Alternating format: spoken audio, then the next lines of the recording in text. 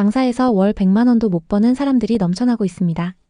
아침 일찍 가게 문을 열고 밤늦게까지 일해도 통장에 남는 돈이 100만 원이 안 됩니다. 남는 돈이라도 있으면 다행이죠. 매달 마이너스인 사람들도 많습니다. 특정 지역 상권에서만 이런 상황이 펼쳐지는 게 아니라 이미 우리 주변에서 너무 많이 찾아볼 수 있습니다. 한때는 그래도 장사하면 먹고는 산다는 말이 있었습니다. 식당 하나 잘 운영해서 자녀들 대학까지 보냈죠. 그중에는 프랜차이즈로 대박나서 큰 돈을 벌게 된 사람도 있었습니다. 그런 성공 사례들을 보고 많은 사람들이 퇴사를 고민했고 대출을 받아 가게를 열었죠.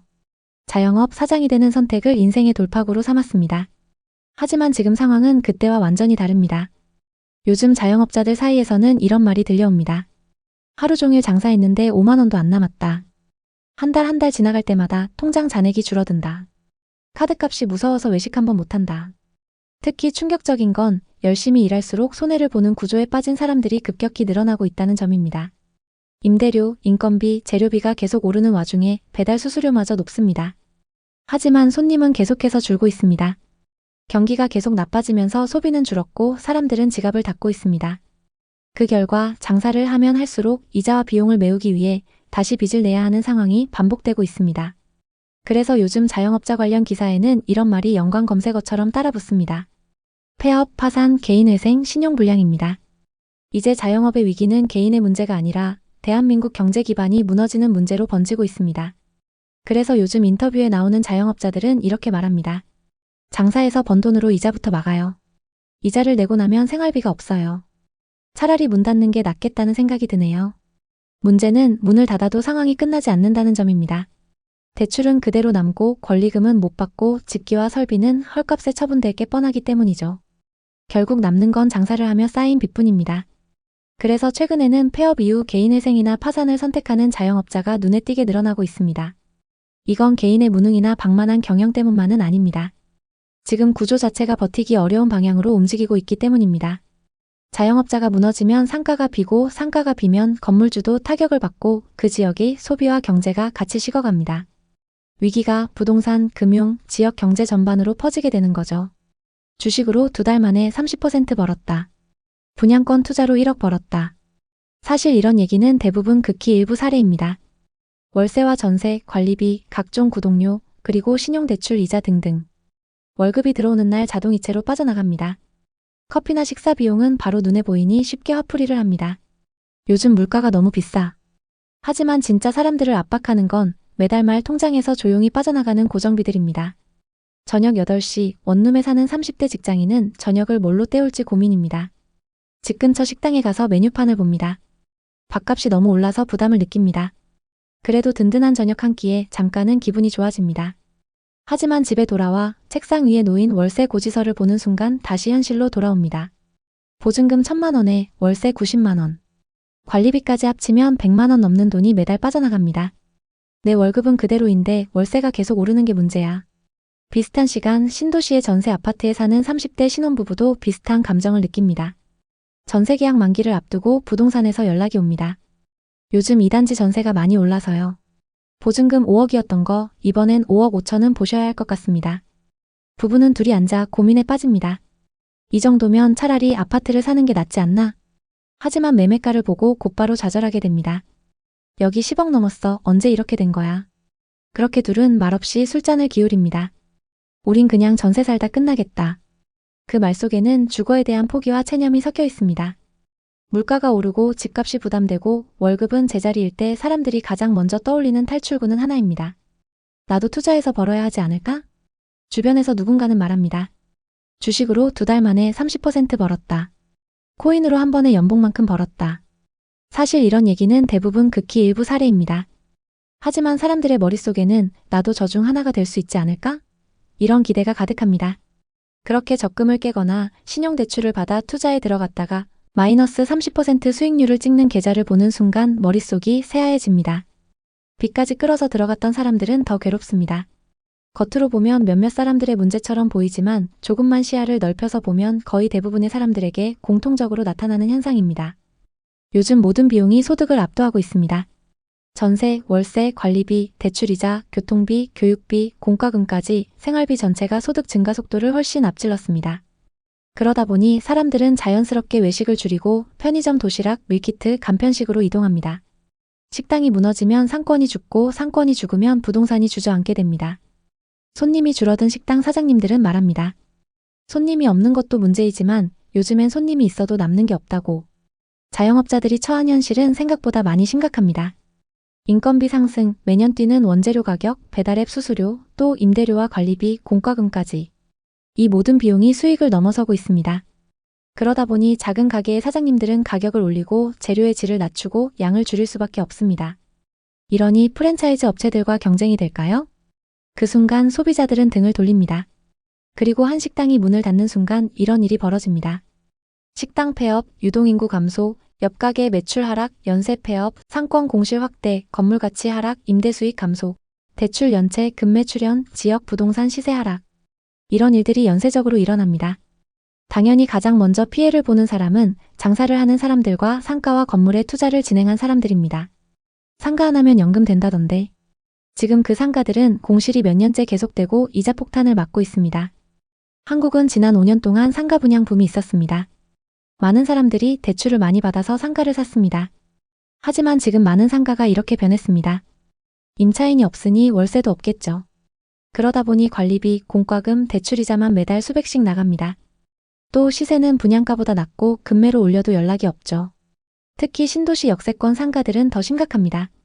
동탄역, 평택 고덕신도시, 검단신도시, 운정신도시, 일산 킨텍스 주변 등에서는 이미 마이너스 프리미엄 상가가 늘고 있습니다. 한국의 상업용 부동산 시장은 지금 미국의 금융위기 혹은 일본의 버블 붕괴 시기와 닮아가기 시작했습니다. 자영업자들의 불황은 부동산 시장까지 무너뜨립니다. 상권이 붕괴되기 시작하면 그 지역의 임대차 수요가 빠르게 줄어듭니다. 전세나 월세로 거주하려는 사람이 찾을 이유가 없어지기 때문이죠. 편의점과 음식점이 먼저 사라지고 동네 카페도 비슷한 시기에 무너집니다. 유동인구는 계속 줄어들고 생활 편의성이 계속 악화됩니다. 이런 지역은 자연스럽게 전세 가격이 하락하기 시작합니다. 전세가율이 떨어지고 매매 호가 시세도 내려가며 이후 시장은 이렇게 변합니다. 상권이 죽은 지역의 아파트는 신축과 구축 모두 가격이 내려간다. 실제로 세종, 제주, 강원, 속초 등에서는 상권 침체, 상가 공실 증가, 유동인구 감소, 아파트 하락 이 패턴이 거의 그대로 나타나고 있습니다. 몰락하고 있다는 사실은 공실률이라는 숫자로 확인할 수 있습니다. 지금 전국의 집계는 충격적입니다.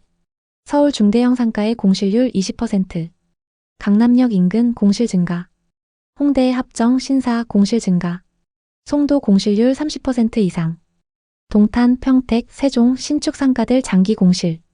혹시 요즘 서울 강남 한복판을 걸어보신 적 있으신가요?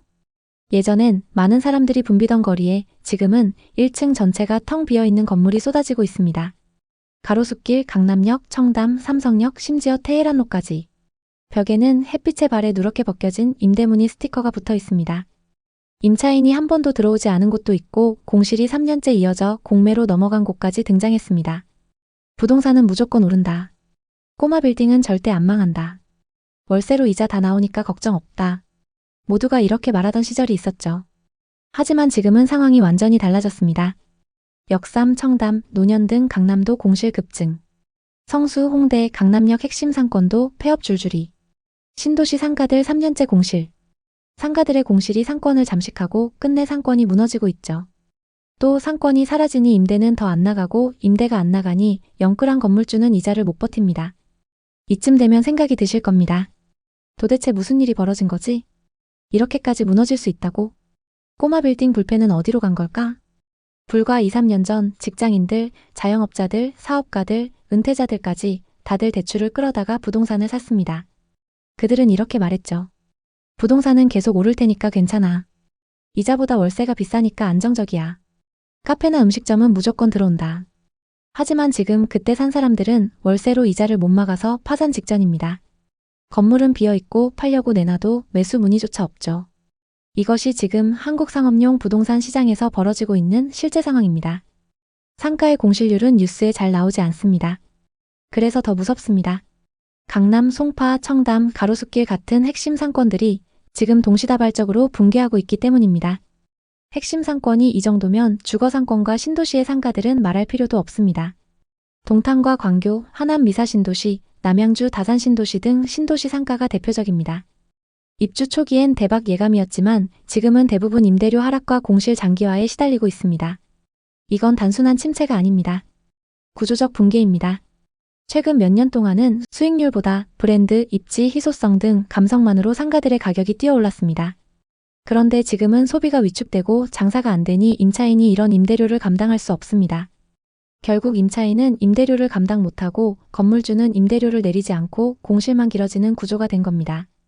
완전히 붕괴할 수밖에 없는 구조가 됐습니다. 이는 단순히 상가만의 문제가 아니라 그 지역 전체 부동산의 문제를 보여주고 있습니다. 여기에 최근 눈에 띄게 드러나는 변화가 하나 더 있습니다. 바로 인구 이동 패턴의 급격한 변화입니다. 최근 통계청 자료를 보면 20대부터 40대까지 핵심 경제활동 인구가 지방에서 수도권으로 이동하는 흐름이 더 강화되고 있습니다. 지방 중소도시는 젊은 층 비중이 크게 줄어들고 수도권도 경기 북부보다는 경기 남부 위주로 이동하는 비대칭 현상이 나타나고 있습니다. 이 변화는 단순한 이사 패턴이 아니라 해당 지역의 상권, 자영업, 주거 수요, 전세 시장을 한꺼번에 흔드는 요인이 됩니다. 또 다른 문제는 신규 아파트 공급과 실제 수요의 괴리입니다. 많은 도시에서 입주 물량이 늘었지만 정작 들어와서 살 실거주 인구는 줄고 있습니다. 이 때문에 일부 지역에서는 입주 한 달 만에 수백 세대가 매물로 쏟아지는 현상이 나타나고 있습니다. 지금은 공급 과잉에 인구 유출, 상권 약화, 소득 감소, 대출 부담 증가가 동시에 작용하고 있습니다. 즉, 수요가 줄어드는 와중에 공급이 늘어난 지역이 급격히 늘고 있다는 게 핵심입니다. 여기에 금융권 건전성 문제도 심각해지고 있습니다. 특히 부동산 대출 관련 부실이 더 커지면서 지방 상권과 상업용 부동산이 흔들릴 때 금융권의 부담이 그대로 늘어나고 있습니다. 이 모든 흐름은 서로 연결되어 있습니다. 그리고 부동산 시장 전반에서도 실수요자의 행동 방식이 완전히 달라지고 있습니다. 예전에는 집 사서 버티면 오른다라는 기대가 있었지만 지금은 여러 리스크를 따져보고 천천히 움직이려는 수요가 증가하고 있습니다. 특히 젊은 세대는 대출 부담을 감당할 자신이 없다며 전월세를 더 선호하는 비율도 꾸준히 올라가고 있습니다. 이제는 복합적으로 봐야 하는 시대입니다. 오늘도 끝까지 시청해주셔서 감사합니다.